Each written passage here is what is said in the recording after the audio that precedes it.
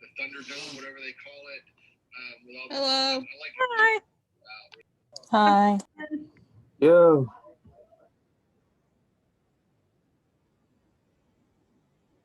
Oh, Miss McClellan. My short story. What? I do not like it. You don't like it? Hard. Is it going okay? Like, do you feel like you're struggling with it, or you just don't like it? No, I like it. Thing is, she thinks a little like, oh, LeBron, you might want to tone it down. Tone it down. Yeah, because there's one part where like, the guy looked like a rich white boy. She's like, you might want to take that out. Okay. I'm scared, but Hey, not that scary. At least, well, I was having this thought, like, maybe I should make a grandmother that swears like a sailor. Which, can I have? Like, can we? can you have that? You can have that with the full knowledge that that's the kind of thing that will get flagged, and Mr. Nykirk will see it for sure. Ah, crap. If it's either on your Google Docs or if it gets sent through email, he'll see it and he'll send it on to me and be like, "Is this for you?" Sorry. Oh no, he's like, it makes it more real. Like, we have grandmothers. I don't know about anyone else, but I had grandmother that swear like a sailor and cuss you out so bad. Like, Hilarious. all you have to No, do, like, my grandmother did not do that. Both of my grandmothers were like very devout Christians. So mine's a Christian, but they will cuss you out like a sailor. how do Like, I cannot be the old who had that kind of grandmother. This is what I want. So we're waiting to see if we're gonna get the people that we're missing. And here comes Cade.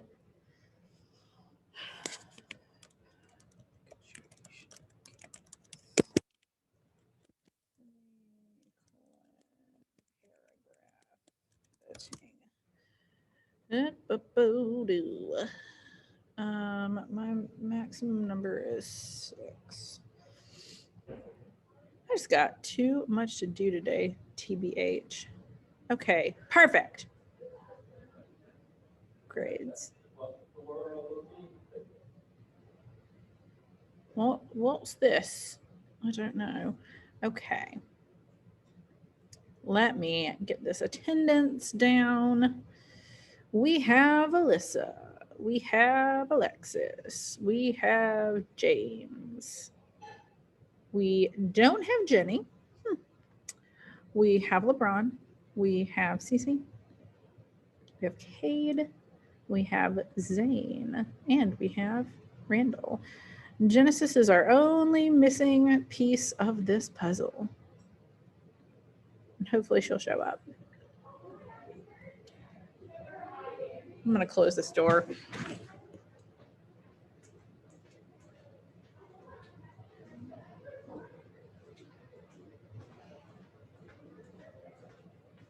All right.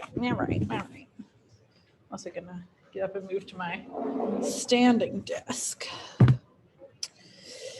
All right. Now, today is primarily going to be a reading day. We're going to start reading our book. Like I mentioned, it's sort of a frame narrative. I don't think that we'll even get actually through the whole prologue, because the prologue is probably like the longest chapter, even though it's before chapter 1.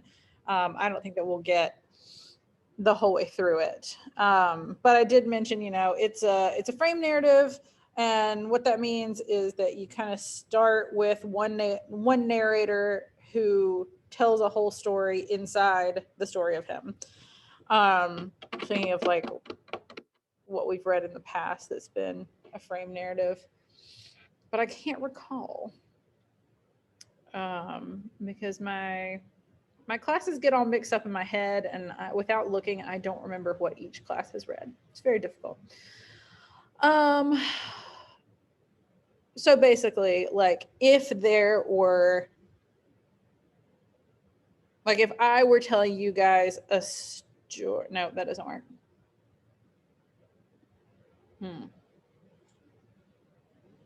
If there were a movie or video of me telling a story and you guys watched that movie, then it would be a frame narrative because the bigger narrative is me and the internal narrative is whatever story I'm telling. Hopefully that makes sense. Ooh, I just came up with a great example. The movie Aladdin. That's a great example of a frame narrative because it starts with Arabian Nights and it goes into little dude, voiced by Robin Williams. And he's like, let me tell you about the story of Aladdin. And then you have the whole movie that's the story of Aladdin. And then it closes back out with the Arabian Nights guy. So that's a good example of a frame narrative that we should all be familiar with. All right, so I have uploaded this book, a PDF of this book, to Canvas. And if you look at it, go ahead. The Titanic. Titanic, yes, that is also a frame narrative because you start with the old lady and whoever they are, the guys, Bill Paxton, like finding the remnants of the Titanic and going through all their stuff, and they find the picture and they're like, oh, what's the story? What's the story here? And then old lady Kate Winslet tells them the story of the Titanic. And didn't we just the story about the guy who's committed the lynching? That one. You're absolutely right. The lynching of Jude Benson, because it starts with the doctor and all the guys being like, oh man, I'd love to see a good lynching sometime. And the doctor's like, no, you wouldn't. I've seen one. Let me tell you how bad it was. And then the main story is actually about the lynching. Good example. Good example. Both of those are good examples. So this is not a long book. If you look at the PDF I uploaded, the whole thing is only 43 pages.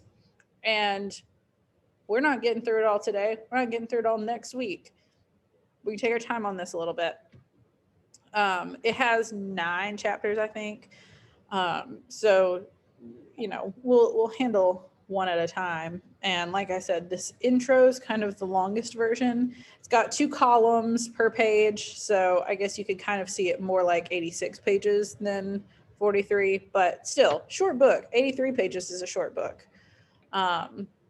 It just occurred to me to wonder how long Of Mice and Men is because we read that last year. And that's a short one. That's only 6 chapters. So probably about the length of Mice and Men, of Mice and Men, the length of Mice and Men. So we're going to start reading with our external narrator kind of guy. I will go ahead and warn you, there is some like dialect in this that could be hard to read. Not a ton, but like as I'm looking ahead, there's like, worst kind, more than enough to kill most men. So like a few little things, but it's not as bad as trying to read The Lynching of Jude Benson. Okay, so I'm going to share my screen with you guys. I wonder if this will get flagged on YouTube, like when I upload the Zoom, because I'm reading a copyrighted book. Well, for all I know, it's in the public domain. Books, when their copyright like runs out, they become part of the public domain, which basically means you don't need permission to use it. Sequels can be written. In fact, The Great Gatsby, which we'll read later on, just this year at the beginning of 2021, is in the public domain. And I just saw a book that's supposed to be like the same thing, but written from Nick's perspective. Y'all don't know who Nick is yet, but the narrator is supposed to be more like his side of things, or like what happened to him before the events of The Great Gatsby. So it's interesting. And people also say, oh, now I can write fan fiction about it. But like people were already writing fan fiction about it. So wait, so how did things get in the public domain? Just when their copyright expires. And I think, if I'm not mistaken, I think it's like maybe 100 years, or maybe it doesn't have a specific amount of time. But Great Gatsby was definitely published in 1922, and it's 21 now, so I don't know. But there's all kinds of books that you can find in the public domain. So, anyone want to start reading? I can. Okay. I'm willing to read next time. It says 70 years for it to expire. 70 years. Interesting. Okay. I had the story bit by bit from various people, and as generally happens in such cases, each time it was a different story. If you know Starkfield, Massachusetts, you know the post office. If you know the post office, you must have seen Ethan Frome drive up to it, drop the reins on his hollow-backed bay, and drag himself across the brick pavement to the white colonnade, and you must have asked who he was. It was there that several years ago I saw him for the first time, and the sight pulled me up sharp. Even then, he was the most striking figure in Starkfield. Though he was but the ruin of a man, it was not so much his great height that marked him, for the natives were easily singled out by their lank longitude from the stockier foreign breed. It was the careless, powerful look he had, in spite of lameness, checking each step like a jerk of a chain. There was something bleak and unapproachable in his face, and he was so stiffened and grizzled that I took him for an old man and was surprised to hear that he was not more than 52.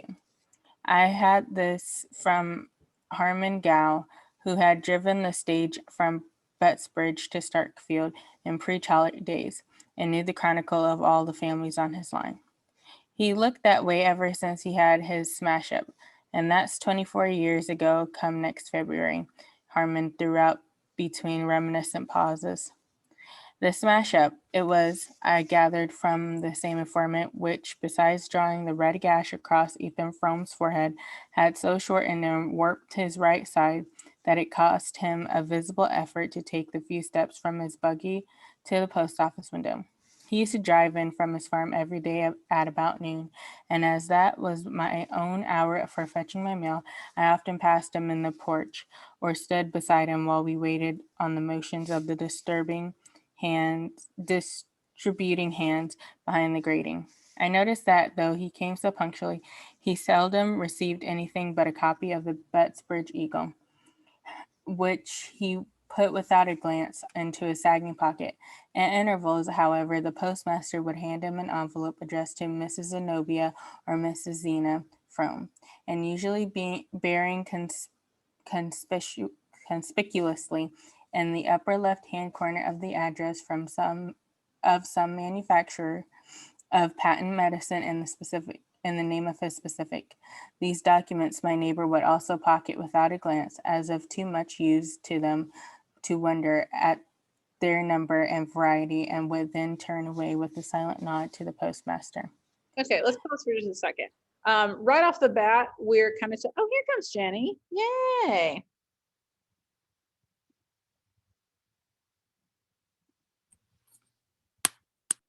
All right, Jenny, I'll go back and fix your attendance in a little bit. We just started reading our new book, and we've not gotten very far yet, but I had literally just paused to talk about it, so good timing. Right off the bat, we meet our main character. We don't really know who this narrator is yet, but he's not the main character. Ethan Frome is the main character. He's the title character, and we kind of get a perspective of him from this newcomer to town, who is the narrator. And he's 52. He's not super old, but he's like an older guy, and something is wrong with him. Like, it talks about his smash up and how he looks really different since his smash up. It's like he's got this like red gash across his forehead. He like walks kind of funny because it's like one side of his body is shortened and warped, so that like he has to try hard to walk. Like, walking is not easy for him. But he's still like sort of he looks like a powerful guy. Like, he's got a powerful figure, and he's like very, very tall when he can stand up straight, I guess. Very lanky, And just like kind of old and grizzled. Liam Neeson plays him in the movie, by the way. He's the fact that they're making such a big deal about this smash up that happened 24 years ago. Like, spoiler alert, that's going to be the internal story, like the whatever happened to him 24 years ago. But I also want to point out, just as far as setting goes, I kind of talked to y'all about this when we went through our vocabulary, because one of our words is stark, which means like bleak and bare, just like empty. And this place is called Starkfield. I don't remember from what we just read if they mentioned snow, but I feel like it's always snowing in this place, and that like everyone has a hard time getting from place to place because there's so much snow. And back then they would ride like through, like by carriage or whatever. So so far, granted we're like 3 or 4 paragraphs in, but it's not looking like a super cheerful book. Like, the setting is kind of bleak and stark. Clearly there's something up with Ethan Frome. He's like really debilitated, and he seems like he's probably the shadow of the man he once was. So we'll keep going and see what we can find out about him. Do you want to keep going, Cece? Yeah. Everyone in Starkfield? Yes. Okay. Everyone in Starkfield knew him and gave him a greeting tempered to his own grave mine. Mean. It's just Mean. his expression, his face. But his taciturnity was respected, and it was only on rare occasions that one of the older men of the place detained him for a word. When this happened, he would listen quietly, his blue eyes on the speaker's face, and answer in so low a tone that his words never reached me.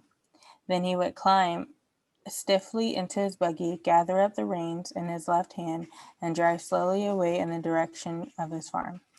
It was a pretty bad smash-up, I questioned Harmon, looking after Frome's retreating figure and thinking how gallantly his lean brown head with its shock of light hair must have sat on his strong shoulders before they were bent out of shape. Worst kind, my informant assented. More than enough to kill most men, but the Fromes are tough. Ethan'll likely touch 100. Good God, I exclaimed. At the moment, Ethan Frome, after climbing to his seat, had leaned over to assure himself of the security of the wooden box, also with a druggist label on it, which he had placed in the back of the buggy, and I saw his face as it probably looked when he thought himself alone. That man touched 100? He looks as if he was dead and in hell now. Harmon drew a slab of tobacco from his pocket, cut off a wedge, and pressed it to the leather pouch of his cheek. Guess he's been in Starkfield too many winters. Most of the smart ones get away. Why didn't he? Somebody had to stay and care for the folks. There weren't ever anybody but Ethan, first his father, then his mother, and then his wife. And then the smash-up? Harmon chuckled sardonically. That's so, he's had to stay then. I see. And since then, they've had to care for him? Harmon thoughtfully passed his tobacco to the other cheek. Oh, as to that, I guess it's always Ethan done the caring. Though Harmon Gow developed the tale as far as his mental and moral reach permitted, there were perceptible gaps between his facts, and I had the sense that the deeper meaning of the story was in the gaps. But one phrase stuck in my memory and served as the nucleus about which I grouped with my subsequent inferences. Guess he's been in Starkfield too many winters.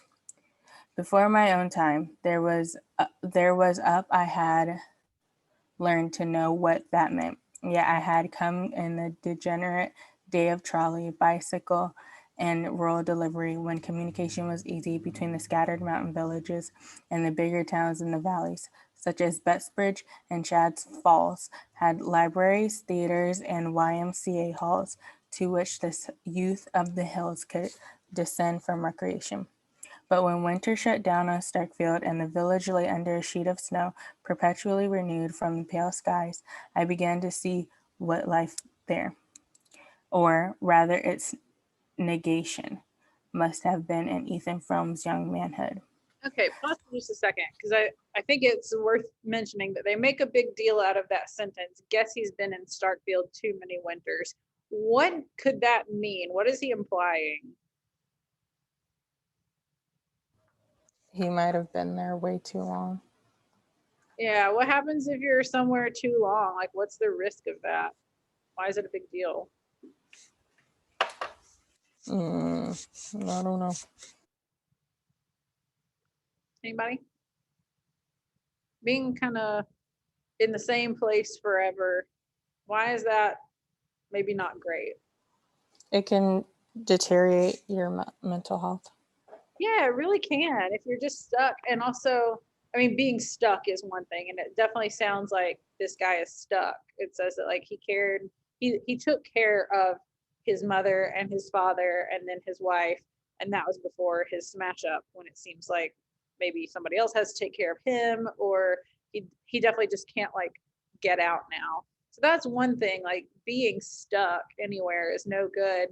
But in this place, Starkfield, where it's just like snowy all the time, there's nothing there, there's nothing to do. You'll find out later in the book, like their only thing is like they go to a church dance at one point. It's like that's the big event. So there's really not anything to do. He says that like bigger towns have libraries and theaters and YMCA halls, but like Starkfield has nothing. And that last sentence I think is interesting. I began to see what life there, or rather its negation, must have been in Ethan Frome's young manhood. And the word negation, whether you know that word or not, you can see that it's got some, it shares a root with the word negative. So it's kind of like the absence of life.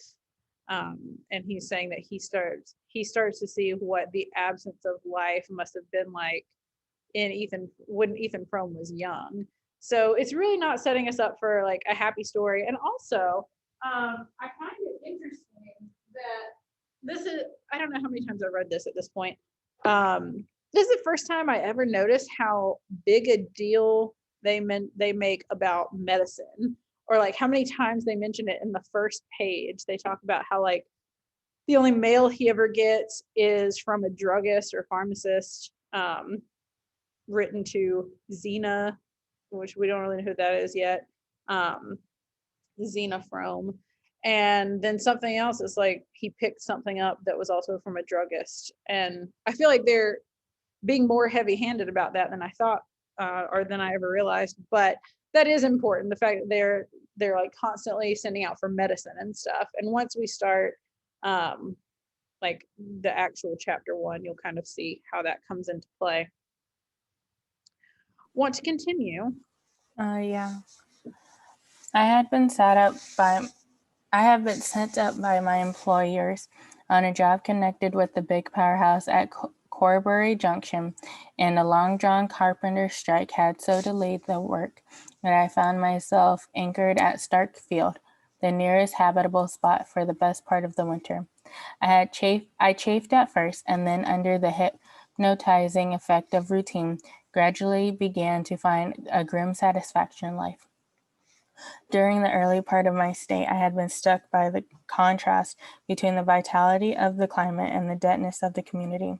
Day by day, after the December snows were over, a blazing blue sky poured down torrents of light and air on the white landscape, which gave them back an intenser glitter. One would have supposed that such an atmosphere must quicken the emotions as well as the blood, but it seemed to produce no change except that of retarding still more the sluggish pulse of Starkfield. When I had been there a little longer and had seen this phase of crystal clearness followed by long stretches of sunless cold, when the storms of February had pitched their white tents about the devoted village and the wild cavalry of March winds had charged down to their support, I began to understand why Starkfield emerged from its 6-month siege like a starved garrison, capitulating without quarter. He's like, no mercy. 20 years later, the means of resistance must have been far fewer, and the enemy in command almost all the lines of access between the beleaguered villages. And considering these things, I felt the sinister force of Harmon's phrase, most of the smart ones get away. But if that were the case, how could any combination of obstacles have hindered the flight of a man like Ethan Frome? During my stay at Starkfield, I lodged with a middle-aged widow, colloquially known as Mrs. Ned Hale. Mrs. Hale's father had been the village lawyer of the previous generation, and Lawyer Varnum's house, where my landlady still lived with her mother, was the most considerable mansion in the village. It stood at one end of the main street, its classic portico and small paned windows looking down a flagged path between Norway spruces to the slim white steeple of the Congregational Church. It was clear that the Varnum fortunes were at the ebb, but the two women did what they could to preserve a decent dignity, and Mrs. Hale in particular had a certain wan refinement and not out of keeping with her pale old-fashioned house. In the best parlor, with its black horsehair and mahogany weakly illuminated by a gurgling carcel lamp, I listened every evening to another and more delicately shaded version of the Starkfield Chronicle. It was not that Mrs. Ned Hale felt or affected any social superiority to the people about her. It was only the accent of a finer sensibility and a little more education had put just enough distance between herself and her neighbors, to enable her to judge them with detachment. She was not willing to exercise the faculty, and I had great hopes of getting from her the missing facts of Ethan Frome's story, or rather such a key to his character as should coordinate the facts I knew. Her mind was a storehouse of innocuous anecdote, and any question about her acquaintances brought forth a volume of detail. There was no hint of disapproval in her reserve. I merely felt in her an insurmountable reluctance to speak of him or his affairs. A low, yes, I knew them both. It was awful, seeming to be the utmost concession that her distress could make to my curiosity. All right, so it very subtly introduces another character here, not Mrs. Ned Hale, but when she says, yes, I knew them both, it was awful, you kind of realize there's somebody else in the story of Ethan Frome and his smash up. And we don't really know who that is yet. Maybe this Xena person could be, might not be. But it very subtly, introduces the fact that there's another character here. I was going to also point out, I feel like the intro, this prologue, is the hardest part to get through. It's not difficult reading, but I think the fact that they really kind of harp on about like how much Starkfield sucks. It's like, it's hard to just read all that stuff because you're like, if it sucks so bad, why are we reading about it? And, you know, maybe 24 years previously, it didn't quite suck so bad, or at least not for Ethan Frome. But it's almost, I feel like this is really good writing because I really feel the effect of what she's saying. Like this whole town kind of weighs down its residents, and you feel like, you know, this is kind of like heavy stuff to kind of like plod through. I really like that part where he's talking about how he thinks it's kind of beautiful there. Like there's so much snow, and when the sun is out on the snow, it glitters and it's really lovely. And he would expect that people who lived there would feel good about it and like be proud and think that they live in a really pretty place. But he's like, no, it does the opposite. It seems like it just slows down even more these people's really slow pace of life. So this is, you know, again, this is not like a pleasant, cheerful place. It's not like reading The Great Gatsby later on, where like things are exciting and like they go to fun parties and they're in New York City and like it's very eventful. This is not that. Which is, I think, the next book that we will read. I can't swear to that off the top of my head, but the contrast between these two is just incredible. So this guy's here and he's trying to, when he sees Ethan Frome, he's obviously very interested in him. He's like, oh, there's a story there. Something has happened to this man. And so he's kind of trying to get like the other townspeople's opinions about what happened and trying to like flesh out this whole story. And that's basically what the internal narrative is. Do you want to keep going, Cece? Yeah. So marked was the change in her manner, such depths of sad initiation. Did it imply that with some doubts as to my delicacy, I put the case anew to my village oracle, Harmon Gow, but got for my pains only an uncomprehending grunt. Ruth Varnum was always as nervous as a rat, and come to think of it, she was the first one to see him after they was picked up. It happened right below Lawyer Varnum's down at the bend of the Corbury Road, just round the time that Ruth got engaged to Ned Hale. The young folks was all friends, and I guess she just can't bear to talk about it. She had troubles enough of her own. All the dwellers in Starkfield, as in more notable communities, had troubles enough of their own, and to make them comparatively indifferent to those of their neighbors. And though all conceded that Ethan Frome had been beyond the common measure, no one gave me an explanation of the look in his face, which, as I persisted in thinking, neither poverty nor physical suffering could have put there. Nevertheless, I might have contented myself with a story pieced together from these hints had it not been for the provocation of Mrs. Hale's silence, and a little later for the accident of personal contact with the man. On my arrival at Starkfield, Dennis Eady, the rich Irish grocer who was the proprietor of Starkfield's nearest approach to a livery stable, had entered into an agreement to send me over daily to Corbury Flats, where I had to pick up my train for the junction. But about the middle of the winter, Edie's horses fell ill of a local epidemic. The illness spread to the other Starkfield stables, and for a day or two I was put to it to find a means of transport. Then Harmon Gow suggested that Ethan Frome's bay was still on his legs, and that his owner might be glad to drive me over. I stared at that suggestion. Ethan Frome? But I've never even spoken to him. Why on earth would he put himself out for me? Harmon's answer surprised me still more. I don't know as he would, but I know he wouldn't be sorry to earn $1. I had been told that Frome was poor, and that the sawmill and the arid acres of his farm yielded scarcely enough to keep his household through the winter. But I had not supposed him to be in such want as Harmon's words implied, and I expressed my wonder.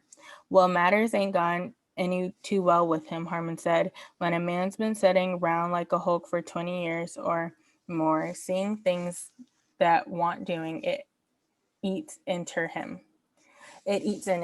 and he loses his grip. That Frome farm was always about as bare as milk pan when the cat's been round. And you know what one of them old watermills is worth nowadays. When Ethan could sweat over them both from the sun up to dark, he kind of choked a living out of them. But his folks ate up most everything. Even then, I don't see how he makes out now. First, his father got a kick out haying and went soft in the brain and gave away money like Bible texts before he died. Then his mother got queer and dragged along for years as weak as a baby. And his wife, Zena, she's always been the greatest hand at doctoring in the country. Sickness and trouble. That's what Ethan's had his plate full up with, ever since the first helping. Okay. So we get a little bit of insight here into what Ethan's been through in his younger life. His dad, went soft in the head is basically what it says. Like he probably had some kind of mental illness or like had like dementia or something, and he like his brain did not work as well, and he would just like gave out all of their money. Which boy, like dementia sucks no matter what, but if that's what the person that you know who has dementia is doing, that's awful. Like then you have family troubles and money trouble, so that sucks. And then his mother got queer and dragged along for years as weak as a baby. So something, again, like something was wrong with her. And it's not specific about that, but probably reverted to some kind of like infantile state. So she may have also had dementia. I don't know. When it says got queer, what does that mean? It just means strange, and in this context, it's like physically something strange is going on with her. Like probably something in her brain as well. And then his wife Xena, who we've mentioned before, she gets pills delivered to her from the pharmacist, addressed to her, Zenobia/Xena Frome. So that's his wife, and it sounds like they're still together. She's always been the greatest hand at doctoring in the county, so maybe that kind of accounts for why they're getting so many medications and pills and stuff. But sickness and trouble, that's what Ethan's had his plate full up with ever since the very first helping. He's just had a crappy life, to be honest, and like that's horrible, and like you feel bad for him, and you'll feel bad for him later too, like once you get to know him a little bit, because he's like a good dude. He is just like, he's one of those people that has just had thing after thing after thing happen to him, and that's kind of one of the reasons that he's like stuck. Oh, sorry, didn't mean to do that. I'm actually going to stop sharing my screen. That's all that we're going to read today. If you look further, we've got another like 3 pages basically before you get to chapter 1. So we'll tackle that another day. Eventually I will give you guys some reading homework. Like we won't read the entire book in class together, but we'll read probably the majority of it in class together, for 2 reasons. Number one, I think it's easier to get through when you kind of have somebody guiding you. Again, this is not a hard book to read. It's not like, the language is not super old and archaic. I don't know what year this is published off the top of my head. Actually, doesn't it say 1911? So it's 20th century, and anytime you're dealing with text, it's sort of divided into like 20th century and pre-20th century as far as like what we're able to easily understand. It's not a hard read, but I do think that particularly for the prologue and like getting into chapter 1 where we're meeting characters and figuring out what all's going on, it's just a lot easier if we read it together. And the second reason is that so many students, and I'm not like pointing fingers, but so many students just don't read if I give them reading homework. So you will have some reading homework during this book, but hopefully not a whole lot. And we'll finish the prologue another day. Are we going to finish it this week? Maybe. Maybe. I'm looking at my plans and maybe going to adjust and do something a little different than what I had planned. But we have 10 minutes left exactly. And while we have this time, we were doing some discussion yesterday. I gave you guys a few questions and like agree or disagree. And I have just like 1 or 2 more that I thought would be, hello? What in the world? That I thought would be kind of interesting to hear you guys' opinion on it. Actually, like I thought about one, but then I was like, nah, I feel like we have talked about that. Like when we did the Crucible, one of them was about like whether married people should always be honest with each other. And I remember talking about that in the Crucible. So I think we kind of know how each other feels about that. What do you guys think about whether it's okay to hurt or disappoint someone you love in order to fulfill your own happiness? Is it okay to hurt or disappoint somebody you love if it's done in the pursuit of something that makes you happy? It depends on what it is. So like It really does depend. if you're like, if your goal is to like, I don't know, become a scientist or something, I don't know, like a crazy scientist, testing on your family members and your pets and things like that, not okay. That you can't do that. That's not right.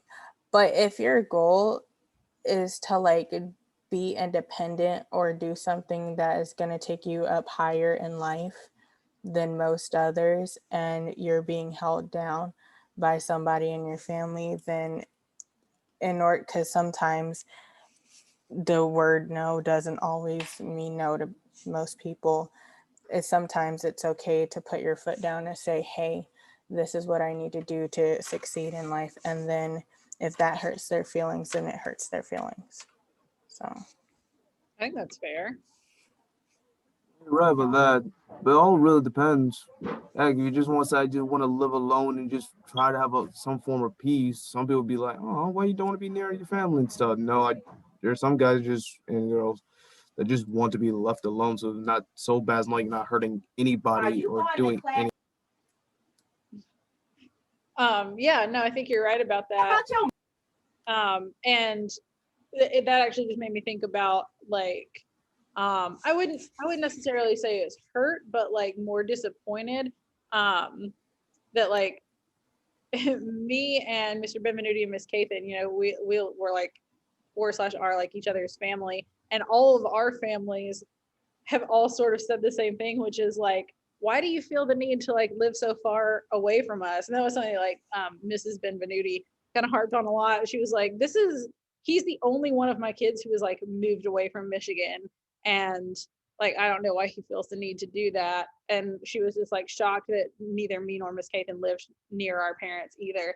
And like, I think that's more of disappointment than hurt, because obviously like you want people that you love to be close to you. But you know, if you're trying to be an adult and like find your own way, sometimes it requires that. And sometimes you need like a little bit of distance and freedom, even if it slightly disappoints or hurts somebody, in order to like pursue your own life, your own happiness. So I think that's a good point. That is the nicest way I can put it, because honestly, it's kind of hard to say like it's bad, but at the same time, you want to have your own happiness. You can't live for others. Yeah, 100%. No, I I agree. just want to be happy and just enjoy life as it is. Yeah. And you know, I think there's nothing wrong with that. I think there's a difference between like doing your own thing and then possibly like whether it's your mom or you know spouse or whatever being like, I need you to leave me alone. Like, I don't want to be near you anymore. That's not the same thing.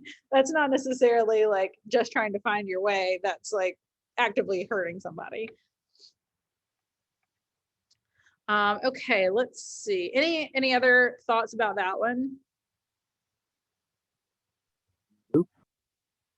Okay, so here's an interesting question.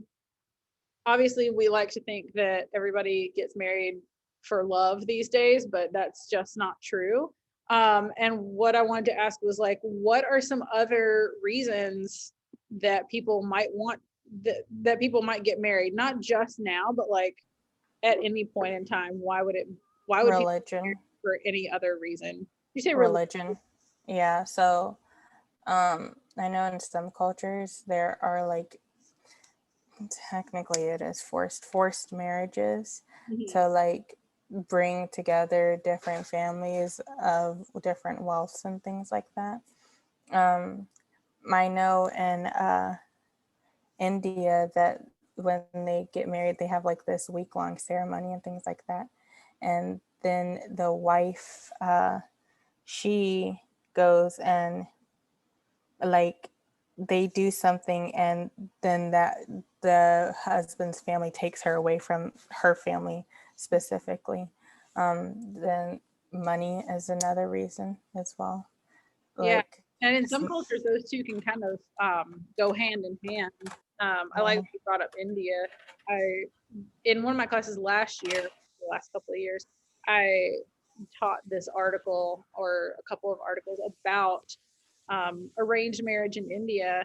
And it's really interesting because we would see that as being like forced or, doing something that is not necessarily what you want to do. But in India, primarily, they're like, no, I love the idea of arranged marriage because there's really like such a strong vetting process that like your parents, both the guy's parents and the girl's parents, want to make sure that they're marrying like a solid candidate. Like they need to be from the right family, they need to look right, they need to have enough money. Like how are they going to benefit each other? And all these young people whose marriages are being arranged are like, well, I haven't known enough about the world to make a good decision about that kind of thing, which like fair enough, we don't make the best decisions in the world. They're like, my parents have lived and like they know what I should be looking for, they know what makes a happy marriage or doesn't make a happy marriage, so I trust them more. And isn't it better to like find somebody and then have the rest of your lives to get to know each other rather than like date for a few months and be like, oh, is this the one? I need to either get married or break it off. So they have a very different view on it than we do. And there are all these reasons to get In the way the media portrays it, like, oh, this is a horrible thing. Not exactly. It's just Like different. It's just different than what we do. But all that is makes sense. Like, your parents live longer than me. They know marriage. Okay, you guys help me out. 100%. Being said, I would never trust my parents to pick out somebody for me. I just know I would hate them. I'm sure probably some of you feel the same way. But Trust my family judgment. It's just different than what we do. And there's nothing wrong with that. But there are so many reasons in a situation like that where you might get married. And even now and even in this culture, certainly every marriage is not for love. Other just to fill the void of loneliness. They just won't be alone. Other just, I don't know, they're just bored or just say, hey, it's time for me to get married or something. Yeah, 100%. Like keeping up with the social norms of being married at a certain age. That's a huge factor for some people. Convenience, money, we don't want to admit it, but like people definitely still marry for money. I told you guys this once last year, at least I think it was your class. The most romantic thing anybody ever said to me was, if you marry me right now, I can pay off all your student loans. Oh yeah, that's right. I'm thinking about it. But ultimately I don't think I could marry for money. I say that, but who knows? Another reason Go ahead. Another reason is to like, it's culturally different, but to keep it in the family, like keep the bloodline pure. Some cultures they marry their cousins. That's very true. Because you're the only child. They need you like, hey man, you need a kid. Come on, get married, have a kid. We need one. You're the only child of this family. Go. That's just not a good enough reason for me.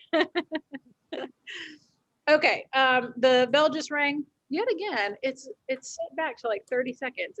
It's ringing like 30 seconds too soon. I don't know what the deal is, but we will talk more tomorrow. I have to go to a meeting, so I will see you guys tomorrow.